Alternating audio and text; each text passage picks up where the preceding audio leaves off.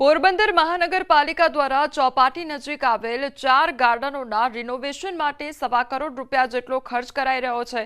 તેમાં પણ શહીદ નાગાર્જુન સિસોદિયા પાર્કની કામગીરીના હલકી ગુણવત્તાનું મટીરીયલ વપરાતું હોય તેવા દ્રશ્યો સામે આવ્યા છે। અનેક ગાર્ડનો હાલમાં જાળવણીના અભાવે ધૂળધાણી થઈ રહ્યા છે। મનપા આ ગાર્ડનોની જાળવણી કરવાને બદલે ગાર્ડનમાં રિનોવેશન કરવાને નામે કરોડો રૂપિયાનું આંધણ કરી રહી છે અને ત્યારે આ મુદ્દે વિપક્ષે મહાનગરપાલિકા પર ભ્રષ્ટાચારના આક્ષેપ લગાવ્યા છે।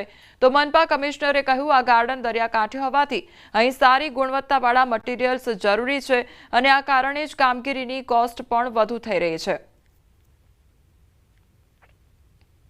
શહીદ વીર નાગાર્જુન સિસોદિયાનું ગાર્ડન મેર સમાજની અસ્મિતા જોડાયેલી છે, જેની સાથે સમગ્ર પોરબંદરની અસ્મિતા જોડાયેલી છે, સમગ્ર આર્મીની અને દેશની અસ્મિતા જોડાયેલી છે। જે માણસ દેશ માટે શહીદ થયો છે, આ જે ગાર્ડન્સ આવેલા છે એ દરિયા કિનારાની નજીક આવેલા છે, એટલે એમાં જે આપણે મટીરિયલ વાપરવાના છીએ એ ધારો કે લોખંડ વાપરવાનો હોય તો એ લાંબા સમય સુધી ટકે અને ઝડપથી ના ખવાઈ જાય એ પ્રમાણેની એમાં ટ્રીટમેન્ટ સાથેનું આપણે લોખંડ લેવામાં આવેલું છે।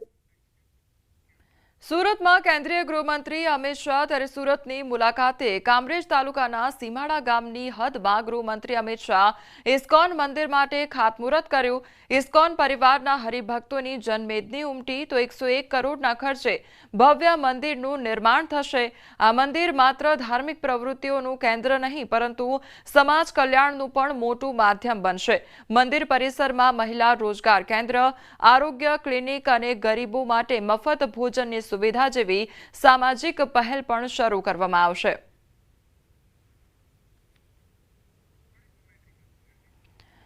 તો સુરત ખાતે અમિત શાહનું આગમન થયું છે। તેમના દ્વારા કામરેજમાં જે ઇસ્કોન મંદિર છે તેનું ખાતમુહૂર્ત કરવામાં આવ્યું છે। તો હરિભક્તોની જનમેદની પણ ઉમટી પડી હતી। કેન્દ્રીય ગૃહમંત્રી અમિત શાહ સુરતની મુલાકાતે છે અને તેમના દ્વારા આજે ખાતમુહૂર્ત કરવામાં આવ્યું છે। જે ઇસ્કોન મંદિર છે તેનું કામરેજ ખાતે ખાતમુહૂર્ત કરવામાં આવ્યું। તો ઇસ્કોન પરિવારના જે હરિભક્તો હતા તેમની પણ મોટી સંખ્યામાં ભીડ જોવા મળી છે।